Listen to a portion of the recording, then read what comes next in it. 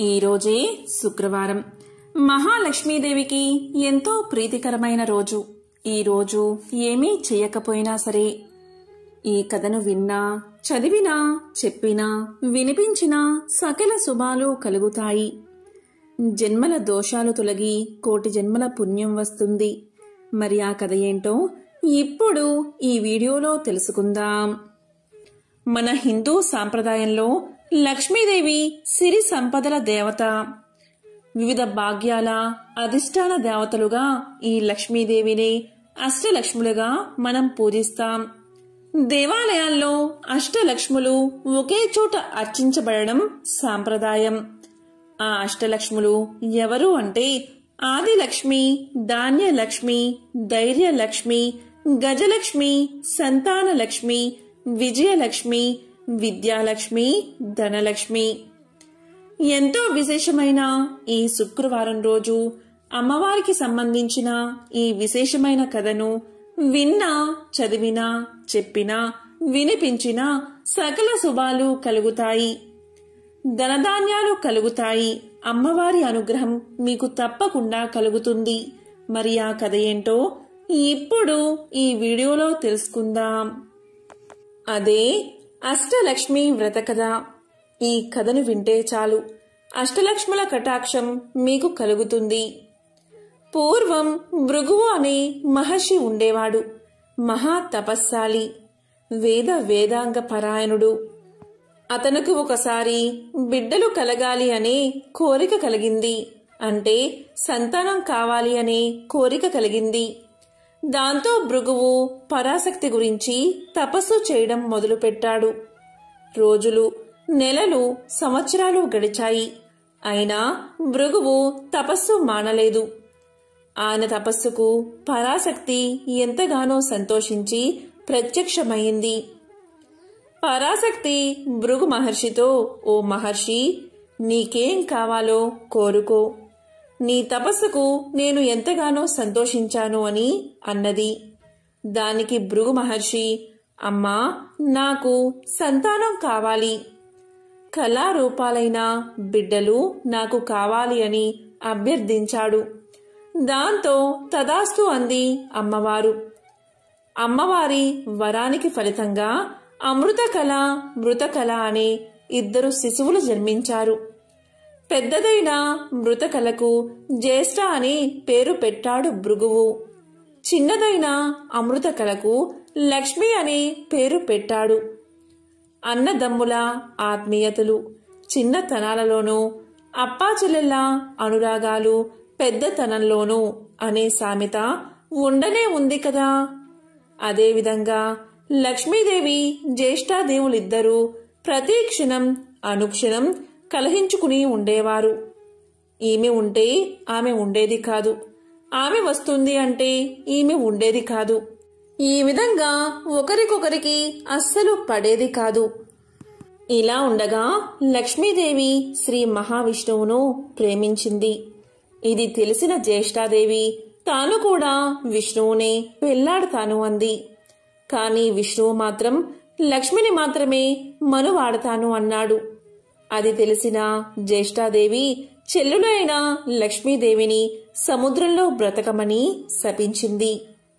దీంతో అమృత కళ అయిన లక్ష్మీదేవి సముద్రగతం కావడంతో జ్యేష్ఠాదేవి ఈ భూమిని అంతా ఆక్రమించుకుంది. ఎప్పుడైతే లక్ష్మీదేవి భూమి మీద లేదో అప్పట్నుంచే జీవకళ నశించిపోయింది.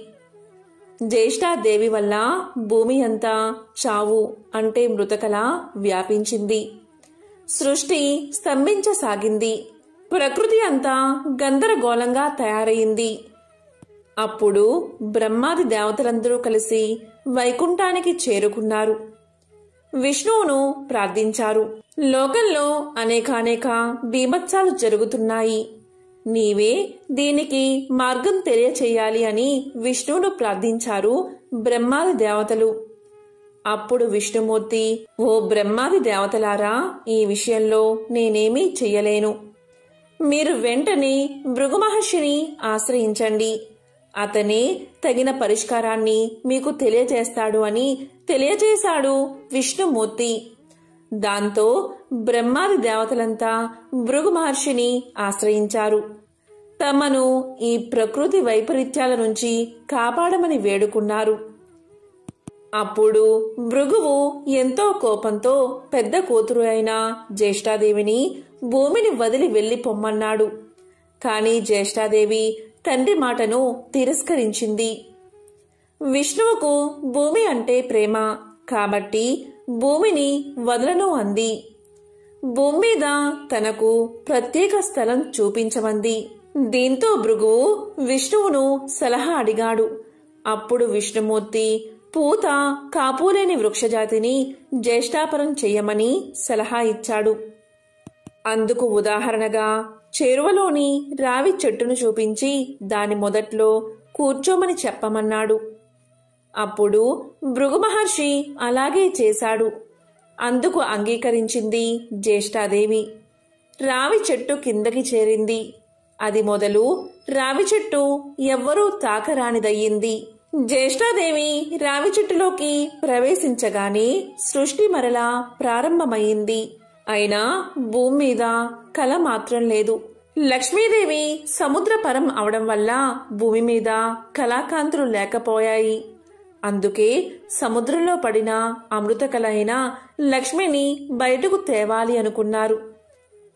అమృతం కోసం క్షీరసాగరాన్ని మదించిన సమయంలో లక్ష్మీదేవి సముద్రం నుండి బయటకు వచ్చింది. తానున్న చోట తన అక్క ఉండకూడదని, ఆమె ఉండే చోటుకు తాను వెళ్ళను అని ఒప్పందం చేయించుకుని లక్ష్మీదేవి సముద్రం నుండి వచ్చి విష్ణువును వివాహం చేసుకుంది. ఆ సందర్భంగా సృష్టి చాలనార్థం విష్ణువు ఆమె యొక్క పూర్ణాంశను తన వక్షస్థలంపై నివసించమని ఆదేశించి ఆమె కలను ఆది, విద్య, విజయ, ధన, ధాన్య, ధైర్య, సంతాన, గజ కలలు అనే 8 కలలుగా విభజించాడు. ఆ 8 కలలే అష్టలక్ష్ములు. ప్రాణికోటిలో ముఖ్యంగా మానవులలో ఎవరు ఏ ఏ కళల కోసం తపిస్తారో వారు ఆ కళను లక్ష్మీపరంగా అష్టలక్ష్మీ స్వరూపాలను ఆరాధించాలని, అలా ఆరాధించిన వారికి తప్పనిసరిగా కోరికలు తీరతాయని వరాన్ని ప్రసాదించాడు శ్రీ మహావిష్ణువు. మనోరమ మొదలైన వారెందరో పతివ్రతామణులు ఈమెను ఆరాధించారు. ఎందరో వద్యలు సంతానవతులయ్యారు. మరెందరో యువతులు తమ తమ భర్తలను పొందారు. ఎంతమందో ఈ కళను ఆరాధించి దరిద్రులు ధనవంతులు అయ్యారు. ఇదే అష్టలక్ష్మి కథ. ఎప్పుడైనా సరే గురు శుక్రవారాల్లో కాని శుక్లపక్ష అష్టమి, దశమి, ఏకాదశి, త్రయోదశి, పూర్ణిమ తిథుల్లో ఈ కథను తప్పనిసరిగా చదువుకోవాలి. లక్ష్మీ స్వరూపమైన తులసి దగ్గర దీపాన్ని వెలిగించి నమస్కారం చేయడం వల్ల సకల సౌభాగ్యాలు కలుగుతాయి. అలాగే గులాబీ, తామర పువ్వు, మల్లెలు, సన్నజాజులతో అమ్మవారిని పూజిస్తే కూడా ఎంతో మంచిది. అమ్మవారికి ఇష్టమైన తెలుపు లేదా ఎరుపు వస్త్రాలు ధరించి అష్టోత్తరం చదివి తీపి పదార్థాలను నైవేద్యంగా సమర్పిస్తే సంపదలు చేకూరతాయి. ఎంతో విశేషమైన పవిత్రమైన అష్టలక్ష్మి వ్రత కథను విన్నా, చదివినా, చెప్పినా, వినిపించినా సకల శుభాలు కలుగుతాయి. ఇక పరీక్షలు జరుగుతున్న సమయంలో విద్యాలక్ష్మికి సంబంధించిన ఈ కథను వింటే చాలు. అమ్మవారి అనుగ్రహం వల్ల పిల్లలు అభివృద్ధిలోకి వస్తారు. పరీక్షల్లో మంచి ఉత్తీర్ణత సాధిస్తారు. మరి ఆ కథ ఏంటో ఇప్పుడు ఈ వీడియోలో తెలుసుకుందాం. పూర్వకాలంలో కోసల దేశంలో దేవదత్తుడు అనే బ్రాహ్మణుడు ఉండేవాడు. అతనికి సంతానం లేదు. అందువల్ల సంతానం కోసం యజ్ఞం చేశాడు. ఆ యజ్ఞంలో ఉద్గాతగా గోబిలుడు అనే బ్రాహ్మణుణ్ణి నియమించాడు. ఏ కారణం వల్లో ఆ గోబిలుడికి ఆ సమయంలో యగశ్వాస దిగశ్వాస కావడం చేత మంత్ర పఠనంలో చిన్న స్వరభంగమైంది.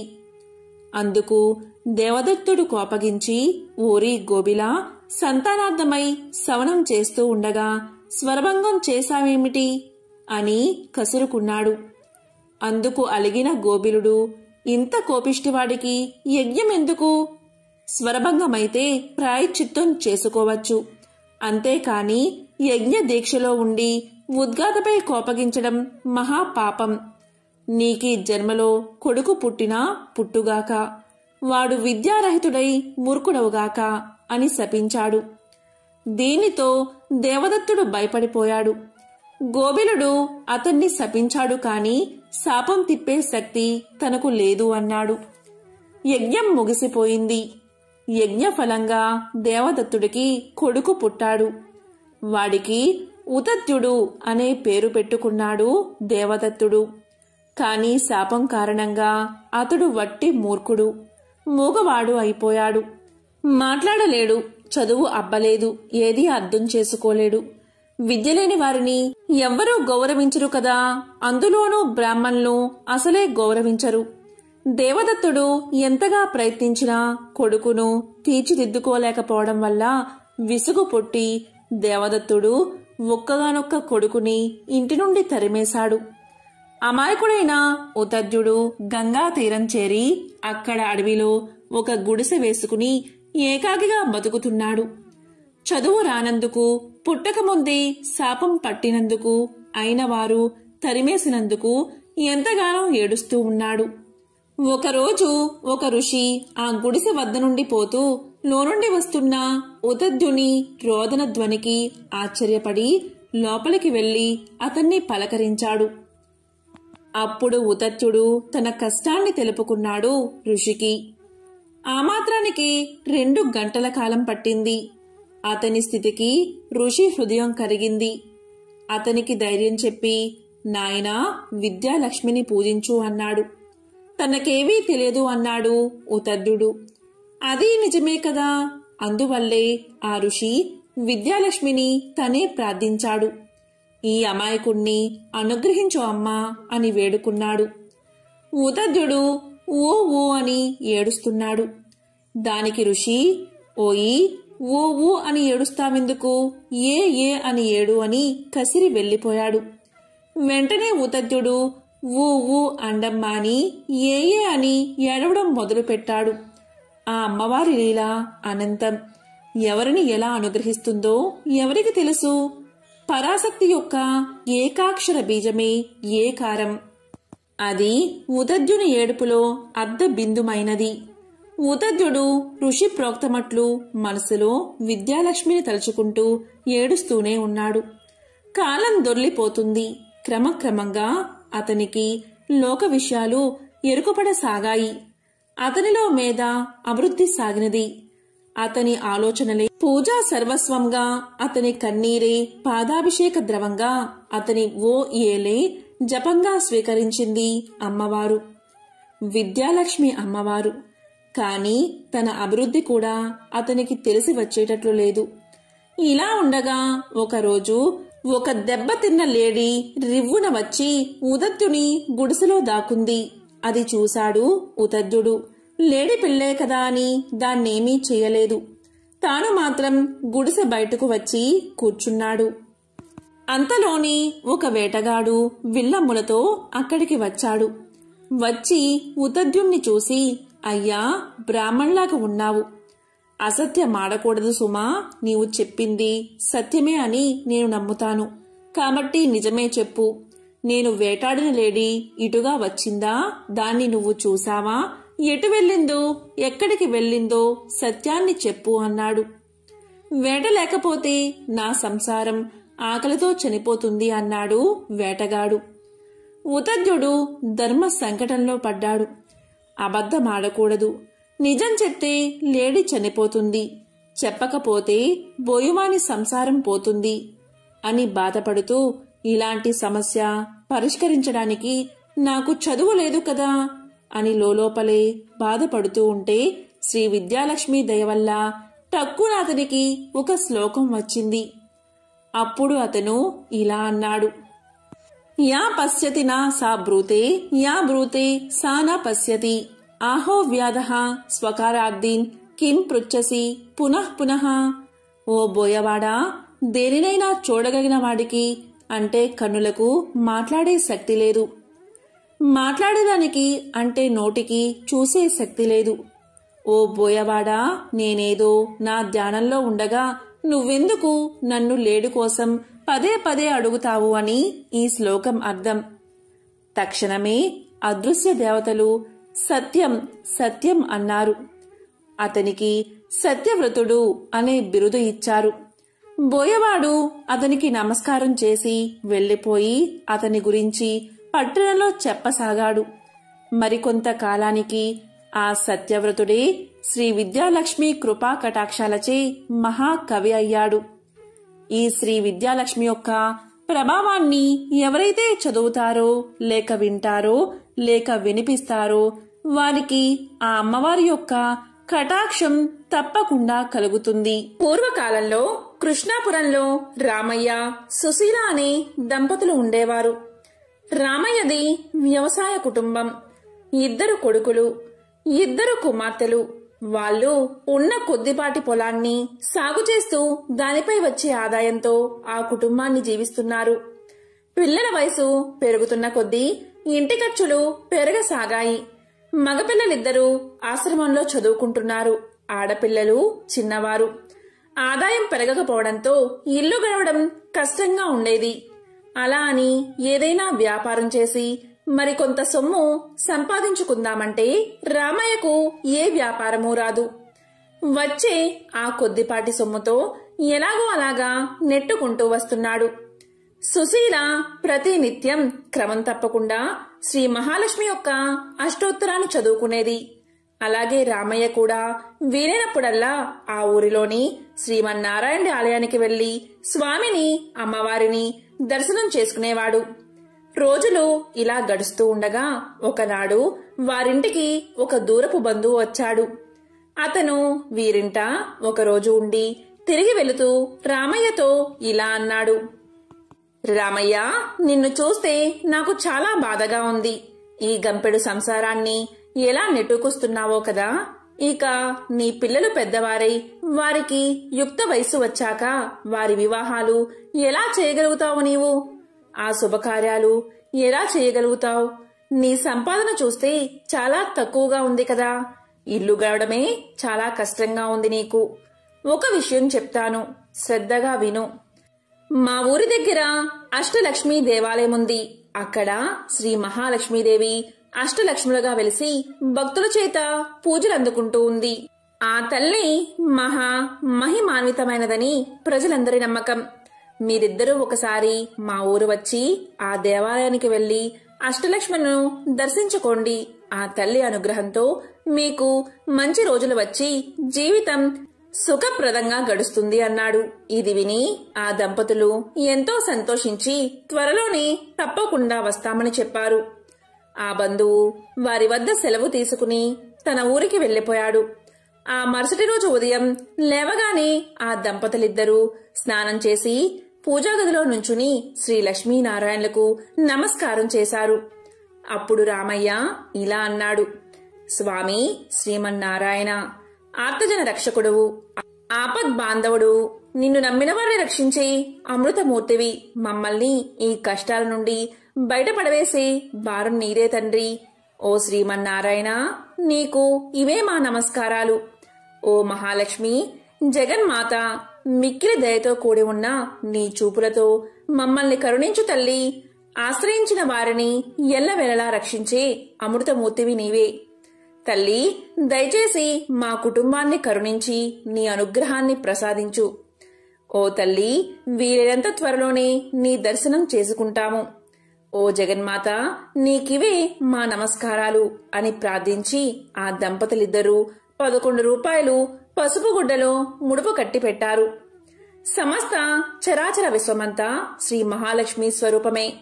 కైలాసంలో రుద్రుని వద్ద పార్వతిగాను, స్వర్గంలో ఇంద్రుని వద్ద సచీదేవిగాను, సత్యలోకంలో బ్రహ్మదేవుని వద్ద సరస్వతిగాను, నాగలోకంలో నాగలక్ష్మిగాను, రాజుల వద్ద రాజ్యలక్ష్మిగాను, ధనికుడి ఇంట ధనలక్ష్మిగాను, గృహాలలో గృహలక్ష్మిగాను, చదువుకునే వారికి విద్యాలక్ష్మిగాను, సంతానం కోరుకునే వారికి సంతానలక్ష్మిగాను ఆ అమ్మ అనుగ్రహిస్తుంది. ఉన్నతి, విద్య, తేజస్సు, శక్తి అన్నీ కూడా ఆ మహాలక్ష్మి యొక్క అనుగ్రహంతోనే వస్తాయి. ఆ జగన్మాత ఎంతో దయా సముద్రురాలు. ఆమెను నమ్మి కొలిచేవారిని సర్వ ఐశ్వర్యాలతో, సర్వశుభాలతో అనుగ్రహిస్తుంది. మంచి ఆరోగ్యంతో ఉండడం కూడా ఐశ్వర్యమే. చక్కటి ఆరోగ్యాన్ని కూడా అనుగ్రహించేది ఆ శ్రీ మహాలక్ష్మియే. కొంతకాలానికి రామయ్య, సుశీల దంపతులు ముడుపు తీసుకుని అష్టలక్ష్మి దేవాలయం దర్శించుకోవడానికి బంధువుల ఊరికి బయలుదేరి వెళ్లారు. ఊరు చేరేసరికి సాయంకాలమయ్యింది. రాత్రి బంధువుల ఇంట నిద్రించి ఉదయాన్నే నిత్య కృత్యాలు తీర్చుకుని అష్టలక్ష్మి దేవాలయానికి చేరుకున్నారు. సాక్షాత్తు శ్రీ మహాలక్ష్మికి నిలయమై ఉన్నందువల్ల ఆ ఆలయం ఎంతో సుందరంగా ఉంది. అద్భుతమైన ఆ దేవాలయ సౌందర్యం చూసి ఆ దంపతులిద్దరూ ఎంతో ఆనందపడ్డారు. సాక్షాత్తు లక్ష్మీదేవి అష్టలక్ష్ముల రూపంలో కొలువుతీరి ఉన్న ఆ దేవాలయం ఎంతో దివ్యమైన శోభను సంతరించుకోవడంలో ఆశ్చర్యమేముంది? శ్రీ లక్ష్మీనారాయణను ప్రార్థిస్తూ ఆ దంపతులు ఆలయంలోకి ప్రవేశించారు. ఆ రోజు ఆ జగన్మాత జన్మ నక్షత్రం కూడా కావడం చేత ఆలయమంతా ఎంతో దివ్యంగా అలంకరించబడి ఉంది. ఆలయ స్తంభాలకు అద్భుతమైన పుష్పాలు చక్కగా అలంకరించబడి ఉన్నాయి. మామిడి ఆకుల తోరణాలు ఎంతో చక్కని శోభను తీసుకువచ్చాయి. ఎటు చూసినా రంగురంగుల పుష్పాలతో ఆహ్లాదకరంగా కనిపిస్తూ ఉంది ఆ దేవాలయం. అందమైన పుష్పాలన్నీ శ్రీ మహాలక్ష్మి స్వరూపాలే. అందుకే పువ్వులను ఎప్పుడూ కూడా కాలితో తన్నరాదు, చేతితో నలపరాదు, పరిశుభ్రంగా లేని ప్రదేశాలలో వేయకూడదు. పుష్పం సాక్షాత్తు శ్రీ మహాలక్ష్మి స్వరూపం. అందుకే శ్రీమన్నారాయణుడికి పుష్పాలంకరణ అంటే చాలా ఇష్టం. ఎవరైతే తన్ను దివ్య పుష్పాలతో అలంకరిస్తారో వారి ఎడల ఆ స్వామి ఎంతో ప్రసన్నుడవుతాడు. ఆ ఆలయ అద్భుత శిల్పకళా సౌందర్యానికి రామయ్య, సుశీల దంపతులిద్దరూ ఎంతో మురిసిపోయారు. తనివి తీరా ఆనందాన్ని ఆస్వాదించారు. ఆలయ మండపంలో ఒక మహాపండితుడు శ్రీ మహాలక్ష్మి యొక్క వైభవాన్ని ఇలా వర్ణిస్తున్నాడు. ఓ భక్తజనులారా, ముల్లోకాలను ఎల్లవేళలా రక్షించే శ్రీ మహాలక్ష్మి బ్రహ్మదేవుని వద్ద సరస్వతిగాను, శ్రీమన్నారాయణుడి వద్ద శ్రీ మహాలక్ష్మిగాను, పరమేశ్వరుని వద్ద పార్వతిగాను బాసిల్లుతూ ఉంది. ఆ తల్లిని కొలిచిన వారికి సర్వ సంపదలు కలుగుతాయి, సర్వ ఐశ్వర్యాలు లభిస్తాయి. దేనికి కొదవ ఉండదు. సంపూర్ణ ఆరోగ్యం కలుగుతుంది. ప్రతినిత్యం ఆ తల్లిని స్మరించినా కీర్తించినా సర్వశుభాలు కలుగుతాయి. ఆ రోజంతా జయప్రదంగా నడుస్తుందని చెప్తూ ఉన్నాడు. ఇక రామయ్య, సుశీల దంపతులు ఆ పండితుడు చెప్పిన విశేషాలన్నీ విని అక్కడి నుండి బయలుదేరి ముందుగా ఆదిలక్ష్మి ఆలయం వద్దకు చేరారు. అద్భుత తేజస్సుతో ప్రకాశిస్తున్న ఆ తల్లికి నమస్కారం చేసి అటు తర్వాత ధాన్యలక్ష్మి వద్దకు వచ్చారు.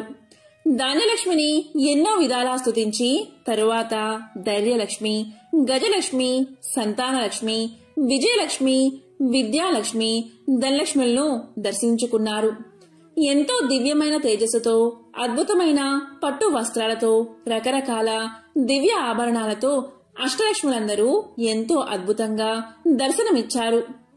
రామయ్య, సుశీల దంపతులు అష్టలక్ష్ములను ఎన్నో విధాలా స్తుతించి తమను కరుణించవలసిందిగా ప్రార్థించారు. ఆలయం నుండి వెలుపలకు వచ్చే ముందు రామయ్య ఒకసారి కళ్ళు మూసుకుని శ్రీ మహాలక్ష్మీదేవిని ప్రార్థిస్తూ మనసులో ఇలా అనుకున్నాడు.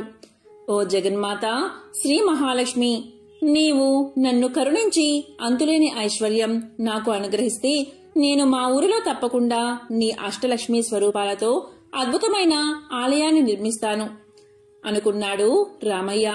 అటు తర్వాత ఆ దంపతులిద్దరూ తిరిగి తమ ఊరికి చేరుకున్నారు.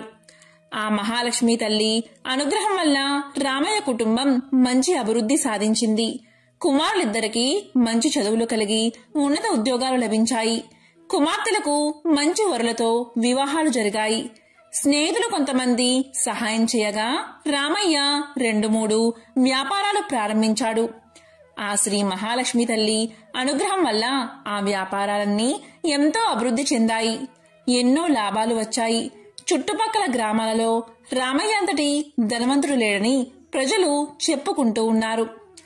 ఇంత సంపద రావడంతో తాను ఆ రోజు శ్రీ అష్టలక్ష్మి దేవాలయం కట్టిస్తానని ఆ జగన్మాతకు ఇచ్చిన మాట మరిచిపోయాడు రామయ్య. ధన సంపాదనలో పడి భగవంతుణ్ణి స్మరించడం కూడా మరిచిపోయాడు. తమకు ఇచ్చిన మాట తప్పినందుకు అష్టలక్ష్ములకు ఆగ్రహం కలిగింది. అంతే, ఎంతో వెలిగిపోతూ ఉన్న కుటుంబంలో ఎన్నో సమస్యలు వచ్చాయి. ఆదిలక్ష్మి అనుగ్రహం కోల్పోవడంతోనే రామయ్యకు వ్యాపారం మీద పట్టు సడలింది. తన సరుకు అమ్ముడు పోవడం కష్టంగా మారింది. తాను ఎంత నాణ్యమైన సరుకు విక్రయించినా కొనేవారు లేక వ్యాపారం నష్టం రావడం మొదలైంది. వ్యాపారాలు ఇలా ఉండగా ధాన్యలక్ష్మి అనుగ్రహం కోల్పోవడంతో పంటలు సరిగ్గా పండలేదు. అకాల వర్షాలు వచ్చి అంతా నీటిలో కొట్టుకుపోయాయి. అటు వ్యాపారం సరిగ్గా లేక మంచి పంట కూడా చేతికి రాక రామయ్య నానా కష్టాలు పడ్డాడు. ఇదిలా ఉండగా ధైర్యలక్ష్మి కూడా ఆగ్రహించడం చేత అతనిలో ఇన్ని రోజుల నుండి ఉన్న ధైర్యం కూడా సన్నగిల్లింది. వ్యాపారం దెబ్బతిన్నప్పటికీ, పంట కోల్పోయినప్పటికీ మరలా వచ్చే సంవత్సరం పుంజుకోవచ్చని అనుకున్నాడు. కాని ఎప్పుడైతే ధైర్యలక్ష్మి కూడా ఆగ్రహించిందో రామయ్య ధైర్యం మొత్తం కోల్పోయాడు. ఏ పని చేయలేకపోయాడు. ఏదో తెలియని నీరసం రామయ్యను ఆవహించింది. కొన్ని రోజులకు గజలక్ష్మికి కూడా రామయ్యపై ఆగ్రహం కలిగింది. అక్కడతో రామయ్య అప్పుల పాలయ్యాడు. తాను ఉన్న ఇంటిని కూడా తాకట్టు పెట్టవలసి వచ్చింది. ఆ విధంగా అష్టలక్ష్ములైన ఆదిలక్ష్మి, ధనలక్ష్మి, ధైర్యలక్ష్మి, గజలక్ష్మి, సంతానలక్ష్మి, విజయలక్ష్మి, విద్యాలక్ష్మి, ధాన్యలక్ష్మి ఆగ్రహానికి గురైన రామయ్య అనేక కష్టాల పాలయ్యాడు. చివరకు ఒకనాడు ఇల్లు కూడా అమ్మి అప్పులవారి పరమై ఒక అద్దె ఇంట్లో నివసించసాగాడు. ఎంతో వైభవంగా బతికిన ఆ ఊరిలో తాను ఎందుకు కొరగాని బికారిలాగా బతకవలసి వచ్చిందని రామయ్య ఎంతో చింతించాడు. ఇదంతా తన పూర్వజన్మ కర్మానుసారం జరిగింది తప్ప తాను అష్టలక్ష్ములకు ఇచ్చిన మాట నిలబెట్టుకోనందుకు ఇలా జరిగిందని గ్రహించలేకపోయాడు రామయ్య. కాలం ఈ విధంగా గడుస్తూ ఉండగా ఒకసారి ఆ ఊరికి ఒక సాధువు వచ్చాడు. అతను ఎంతో మహిమ గలవాడని, ఎవరి జాతకమైనా ఎంతో నిక్కచ్చిగా చెప్పగలడని ఊరంతా చెప్పుకున్నారు. ఆ మాట విన్న రామయ్య దంపతులు ఒకరోజు ఆ సాధువు వద్దకు వెళ్లి తమ పరిస్థితిని విన్నవించారు. వీరి మాటలన్నీ సావధానంగా విన్న ఆ సాధువు కళ్ళు మూసుకుని కొద్దిగా ధ్యానం చేసి ఏదో గుర్తించిన వాడై ఇలా తలచి రామయ్య దంపతులతో ఇలా పలికాడు. నాయనలారా, మహాలక్ష్మీదేవి యొక్క అనుగ్రహం కోల్పోవడం వల్లే మీకు ఈ గతి పట్టింది. నీవు ఒకసారి మీ బంధువుల ఊరు వెళ్లినప్పుడు అక్కడ ఉన్న అష్టలక్ష్మి ఆలయానికి వెళ్లి ఆ తల్లులందరినీ దర్శించి వారికి ఒక అద్భుత ఆలయం మీ ఊరిలో కూడా కట్టిస్తానని మొక్కుకున్నావు. కానీ ఎంతో ధనం సంపాదించిన తర్వాత కూడా నీవు కాలక్రమేణా ఆ మాట మర్చిపోయావు. ఆ తల్లులందరూ నిన్ను అనుగ్రహించడం వల్లే నీవు వ్యాపారంలో ఎన్నో లాభాలను గడించావు. నీ పంటలన్నీ ఎంతో ఎక్కువ దిగుబడినిచ్చాయి. కానీ నీవు ఈ విషయం గ్రహించగా ఆ అష్టలక్ష్ములను మర్చిపోవడం వల్ల అష్టలక్ష్ముల ఆగ్రహానికి గురయ్యావు. ఆడిన మాట తప్పడం వల్లే నీకు ఈ గతి పట్టిందని అన్నాడు.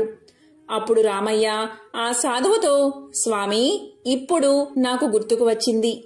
నేను మా ఊరిలో అష్టలక్ష్మి దేవాలయం కట్టిస్తానని అన్న మాట నిజమే. కాని నాకు ఐశ్వర్యం కలగగానే అహంకారంతో ఆ తల్లులకిచ్చిన మాటను మర్చిపోయాను. ఇప్పుడు ఉన్న పరిస్థితుల్లో నేను ఎలా తీర్చగలను? ఈ పరిస్థితి నుండి బయటపడితే ఈసారి తప్పకుండా నెరవేరుస్తాను. ఈ దుర్భర కష్టాల నుండి బయటపడి ఉపాయ మార్గం చెప్పి మమ్మల్ని అనుగ్రహించండి స్వామి అని ప్రాధేయపడ్డాడు. అప్పుడు ఆ సాధువు వారితో ఇలా అన్నాడు. ఓ దంపతులారా, మీరు ఆ దేవాలయానికి వెళ్లి అక్కడే 11 రోజులు పడుకుని రోజూ ఉదయాన్నే ఆలయ ఆవరణమంతా మీ చేతులతో శుభ్రం చేసి సేవించండి. అప్పుడు మీకు ఆ తల్లుల అనుగ్రహం కలిగి తిరిగి మీ పూర్వ వైభవం కలుగుతుంది అని చెప్పాడు. ఆ మాటలు విన్న రామయ్య దంపతులు అలాగే చేస్తామని చెప్పి ఆ సాధువుకు నమస్కారం చేసి అతని వద్ద సెలవు తీసుకుని తమ ఇంటికి తాము వెళ్లిపోయారు. రామయ్య దంపతులిద్దరూ మరుసటి రోజే బయలుదేరి ఆ ఊరికి అక్కడ ఆలయం పక్కన ఉన్న సత్రంలో బస చేశారు. ఆ ధర్మ సత్రంలోనే 11 రోజులు ఉండి రోజూ ఉదయాన్నే లేచి త్వరగా కాలకృత్యాలు తీర్చుకుని ఆలయ ప్రాంగణమంతా చీపురు తీసుకుని శుభ్రంగా తుడిచేవారు. అటు తర్వాత సుశీల మంచి మంచి ముగ్గులు పెట్టేది. ఆలయ ప్రాంగణంలో ఈ విధంగా ఆ అష్టలక్ష్ములను 11 రోజులు సేవించిన తర్వాత తిరిగి అమ్మవారి అనుగ్రహాన్ని పొందారు. అటు తర్వాత తమ ఊరికి వచ్చేశారు. ఆ మరుసటి రోజు ఎప్పుడో దేశాంతరాలు వెళ్లిన ఒక పాత స్నేహితుడు కలిసి రామయ్య పరిస్థితి తెలుసుకుని ఎంతో బాధపడి ఏదో ఒక వ్యాపారం ప్రారంభించాల్సిందిగా కొంత ధనం రామయ్యకు ఇచ్చాడు. ఇది ఆ మహాలక్ష్మి యొక్క అనుగ్రహం తప్ప మరొకటి కాదని ఆ దంపతులు అనుకున్నారు. ఆ జగన్మాత అనుగ్రహంతో కొద్ది రోజుల్లోనే వ్యాపారం ఎంతో అభివృద్ధి చెందింది. మరొక వ్యాపారం ప్రారంభించి దానిలోనూ ఎన్నో లాభాలు గడించారు. వచ్చిన సొమ్ముతో తిరిగి ఇల్లు కట్టుకున్నారు. 2 ఎకరాల పంట భూమి కూడా కొనుక్కున్నారు. ఆ అష్టలక్ష్ముల అనుగ్రహంతో ఆ సంవత్సరం పంటలు కూడా బాగా పండాయి. ఎంతో ఆదాయం లభించింది. 2 సంవత్సరాలలో పోగొట్టుకున్న దానికంటే ఎక్కువే సంపాదించారు. ఇక ఏమాత్రం ఆలస్యం చేయకూడదని తెలిసి పండితుల్ని పిలిచి అష్టలక్ష్ముల ఆలయ శంకుస్థాపన శుభముహూర్తాన్ని నిశ్చయించారు. శ్రీ మహాలక్ష్మీదేవి అనుగ్రహంతో ఆ ఆలయం కొద్ది కాలంలోనే ఎంతో అద్భుతంగా నిర్మితమైంది. చుట్టుపక్కల ఉన్న ఊళ్లల్లో ఎంతో దివ్యమైన ఆలయం ఎక్కడా లేదనే పేరు వచ్చింది. రోజూ ఎంతో మంది భక్తులు వచ్చి అష్టలక్ష్ములను దర్శించి ఆనందపడి వెళ్లేవారు. ఇక రామయ్య దంపతులు బతికి ఉన్నంత కాలం సుఖంగా జీవించి చివరకు మోక్షాన్ని పొందారు. శ్రీ మహాలక్ష్మీదేవిని నమ్మి కొలిచేవారికి ఎటువంటి కష్టాలు దరిచేరవు, సర్వ సౌభాగ్యాలు కలుగుతాయి. కాబట్టి శ్రీ మహాలక్ష్మి మహత్యంలోని ఈ కథను ఎవరైతే వింటారో వారికి ఆ లక్ష్మీదేవి యొక్క అనుగ్రహం తప్పకుండా కలుగుతుంది. చేసే ప్రతి పనిలో విజయం కలుగుతుంది. ఆర్థిక ఇబ్బందులు తొలగి అష్ట ఐశ్వర్యాలు కలుగుతాయి. ఓం శ్రీ మహాలక్ష్మియే నమః.